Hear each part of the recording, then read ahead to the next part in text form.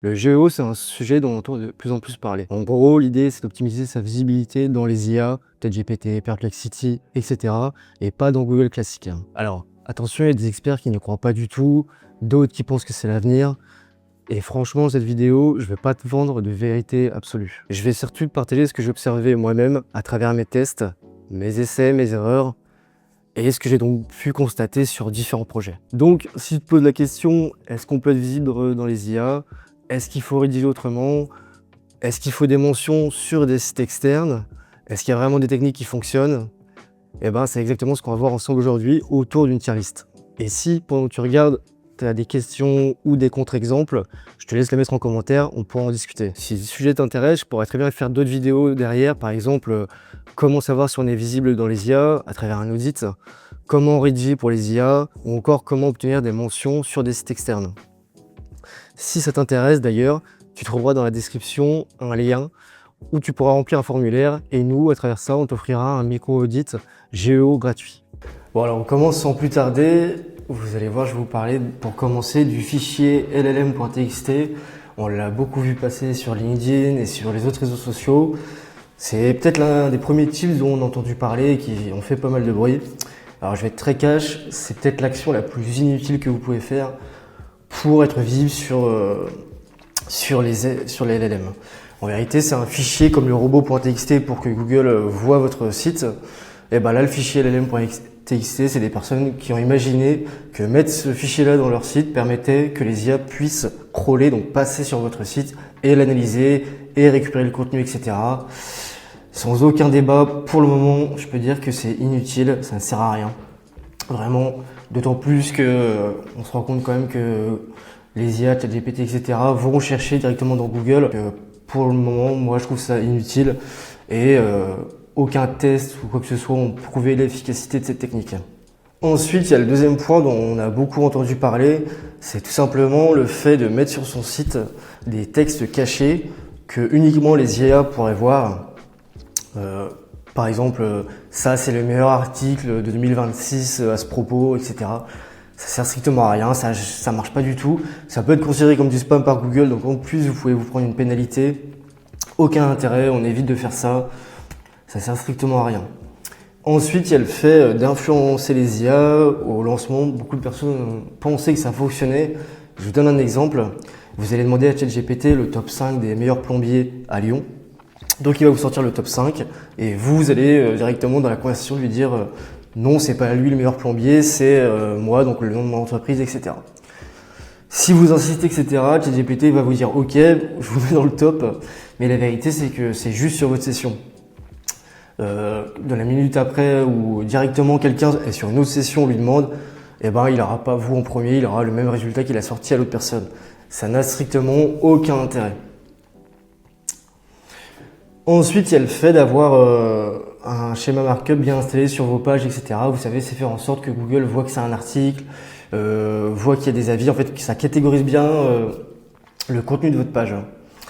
Il faut savoir que sur la plupart des CMS, donc je pense à WordPress, Shopify, etc., à partir du moment où vous avez une bonne extension installée ou que le site a été fait correctement, le schéma markup normalement est bien configuré et donc sur la plupart des sites, c'est bien configuré. Donc l'intérêt de le faire, il peut être intéressant si vraiment votre CMS ne l'a pas fait nativement et que c'est pas bien. Mais si on est sur des sites bien foutus, on peut dire que l'impact est plutôt faible car tout le monde a à peu près le même schéma markup selon ce qu'il a fait sur son site. Si tu es resté jusqu'à là, c'est certainement que le sujet t'intéresse. Dans ce cas, tu verras, il y a un lien dans la description. Si tu remplis le formulaire, tu auras directement un micro-audit GEO offert. Ensuite, il y a la technique, le fait de diversifier un format. Je vous donne un exemple, vous allez faire un article de blog sur votre site. Et ben, ça va être intéressant de faire également un post LinkedIn, de faire une vidéo YouTube, d'en parler dans un forum, etc.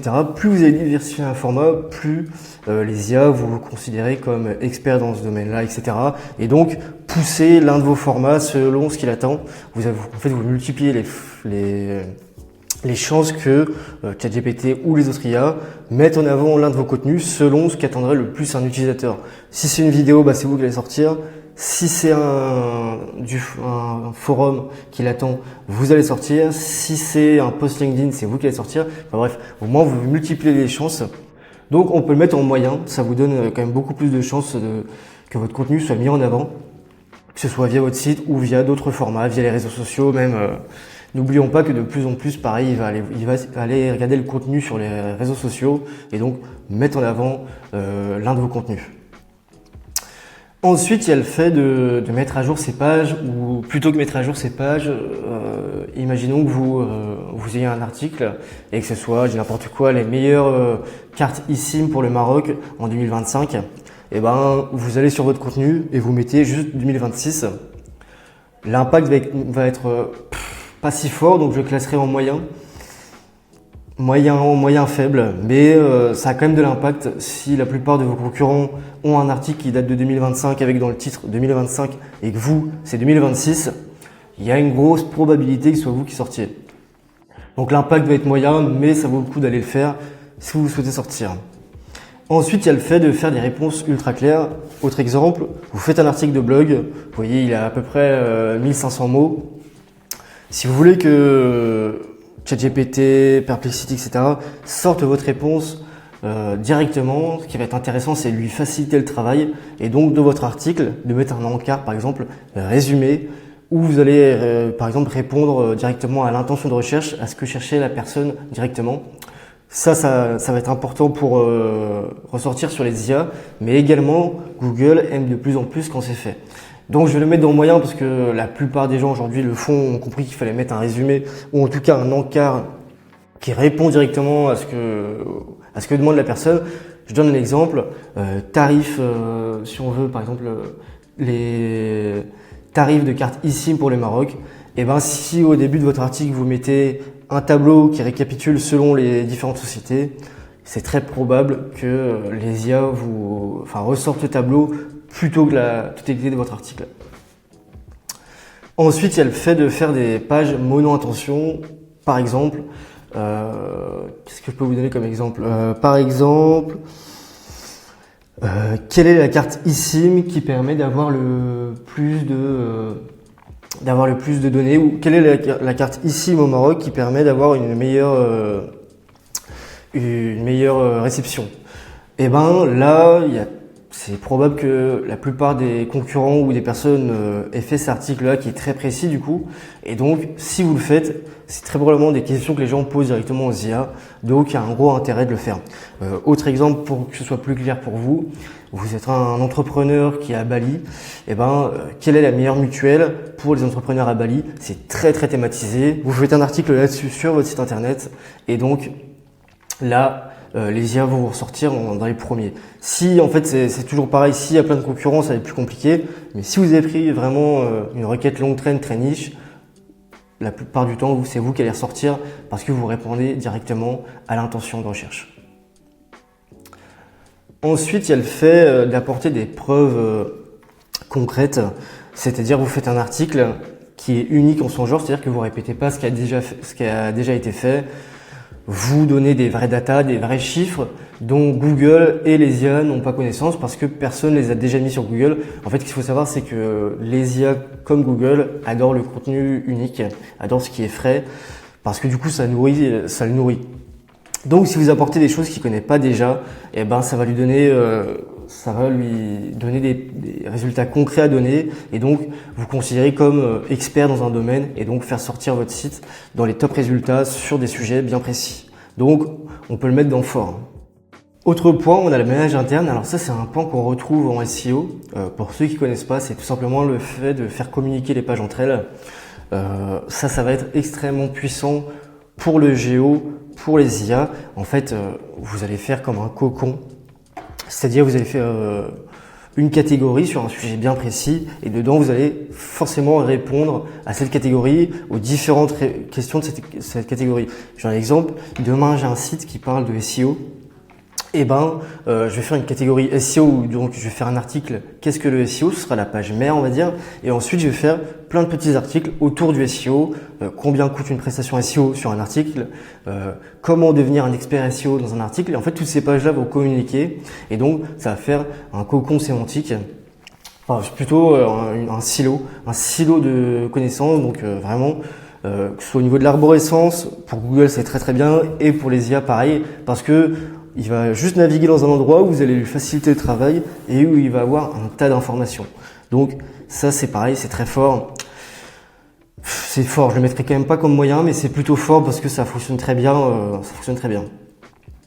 Ensuite, on a les mentions Reddit, les mentions sur des forums où ça va parler de votre marque, où vous allez répondre à une information.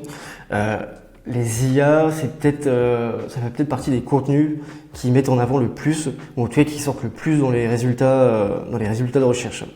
Pourquoi? Parce que du coup, ils pensent que c'est du contenu qui n'a pas été truqué, qui n'a pas été payé, qui n'est pas fake, et donc c'est souvent pour lui source de qualité, etc.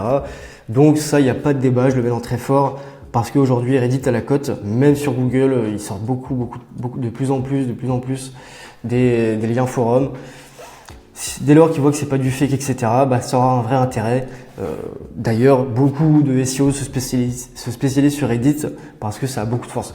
Encore une fois, faut quand même se demander si selon votre thématique, il y aurait de l'intérêt ou pas pour Google et les IA de sortir des résultats Reddit. Donc ça, c'est quand même une question à se poser. Mais si vous êtes sur une thématique où il y a de l'intérêt pour les IA d'aller sur Reddit, piocher les infos, et let's go. Ensuite, il y a le fait d'avoir des mentions sur des sites thématisés. Je reprends l'exemple de la carte eSIM. Si vous allez au Maroc, si vous êtes une société qui vend des cartes eSIM, que vous avez un site qui est soit spécialisé sur le Maroc, soit spécialisé sur les cartes eSIM, et que dans ce site-là, ou dans ces deux sites-là, vous avez un article qui parle de vous en disant par exemple le top 5 des cartes eSIM quand vous allez au Maroc, pour les IA, c'est super important. Ça aura plus de poids que si c'est un article que vous avez fait sur votre site où vous vous mettez en avant. Parce que pour les IA, ce sera donc un site de référence, ce site de carte eSIM ou ce site de tourisme au Maroc. Et donc, directement, les IA, si quelqu'un pose la question, sortira cet article-là ou l'autre, davantage que si c'est un article qui est sur votre site. Donc, très intéressant. Ça, je le mets dans très fort. C'est vraiment très très puissant. Dès lors que c'est des vrais sites, très thématisés, etc. Si vous achetez une mention sur un site qui n'a rien de thématisé, qui est un site d'actu, etc., s'il y a de la concurrence en face qu'on a acheté pareil d'autres mentions de marques sur d'autres sites, en fait il y a très peu de chances que vous ressortiez. Par contre, si la concurrence est assez dure et pareil, vous achetez sur un truc thématisé, vous avez beaucoup plus de chances de passer devant vos concurrents. Donc pareil, très intéressant. Dernier point, il y a le fait de faire des top listes spécialisées. Donc là, pareil, ça reprend un petit peu des mentions sur des sites spécialisés. Par mention, j'entendais plutôt le fait de parler de votre marque, peut-être plus que faire des classements. Là, on a le fait de faire des classements, donc top 5 des cartes eSIM, top 5 des plombiers à Lyon, top 5 des agences de communication, etc. Ça, c'est vraiment puissant, même si vous êtes sur un site qui n'est pas très thématisé, même si vous achetez en tout cas un article sur un site qui n'est pas très thématisé. Si en face, il n'y en a pas beaucoup qui l'ont fait, vous allez forcément ressortir. C'est peut-être l'une des actions les plus faciles, les moins coûteuses en temps et en argent à faire, sur lesquelles vous aurez le plus de retour sur investissement. Donc à faire, à tester et à multiplier surtout parce que ChatGPT, Perplexity, etc. aiment bien renouveler un petit peu ce qui sort aux utilisateurs. Et donc, s'ils voient des articles qui mettent en avant votre marque, il y a beaucoup de chances qu'ils choisissent donc un des 10 articles, mais en tout cas de vous mettre vous en avant. Voilà pour cette vidéo. Le GEO, comme tu as pu le voir, c'est encore un sujet très discuté. Certains y voient déjà un vrai levier, d'autres pensent que c'est du SEO rebaptisé autrement. Moi, je t'ai surtout partagé mes tests, observations et les techniques qui m'ont paru les plus crédibles ou les plus absurdes. Maintenant, je suis curieux de savoir, est-ce que vous êtes d'accord? Est-ce qu'à travers d'autres tests, vous avez pu avoir des résultats différents? Je te laisse mettre ton avis en commentaire parce que le débat est ouvert et j'ai bien envie de creuser d'autres vidéos sur ce sujet. Si tu es intéressé pour qu'on regarde ta visibilité sur les IA, je te laisse remplir le lien dans la description et nous, on t'offre comme ça un micro-audit autour de ta visibilité sur ChatGPT, Perplexity, Gemini, enfin bref, toutes les IA du moment. Si la vidéo t'a plu, je te laisse liker, t'abonner et mettre un commentaire pour nous donner de la force. Je te souhaite une bonne journée et je te dis à très vite.